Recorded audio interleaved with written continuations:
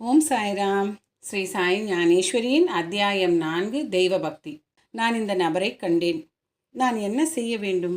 எங்கே போக வேண்டும்? இழந்த என் குதிரையை நான் எங்கே தேடுவேன் என நினைத்து சாந்த் பாட்டீல் ஓட ஆரம்பித்தார். இதை பார்த்து சாய் சொன்னார், ஓ, நான் ஒரு மனிதன், பேய் அல்லது ஆவி அல்ல, கிராமப்புற தெய்வம் அல்லது யக்ஷனோ இல்லை. நான் உண்மையை பேசுகிறேன். நான் இந்த காட்டில் வசிக்கும் ஒரு ஏழை ஃபக்கீர். வா பாபா, என்னிடம் வாருங்கள். ஆதாரமற்ற பயத்தை அனுபவிக்க வேண்டாம். வாருங்கள், நாம் ஒன்றாக உட்கார்ந்து புகைப்பிடிப்போம் என்று பாபா கூறினார். சாய் அவ்வாறு சொன்னபோது சாந்த் பாட்டீல் மிகவும் நிம்மதியாக உணர்ந்தார். தயக்கத்துடன் அருகில் வந்தார். சாந்த்பாய் புகையிலையை துளைத்து களிமண் குழாயில் போட்டு அதில் ஒரு துண்டு துணியை வைத்தார். சாந்த்பாய் சாயிடம், இதை எடுத்துக்கொள்ளுங்கள்,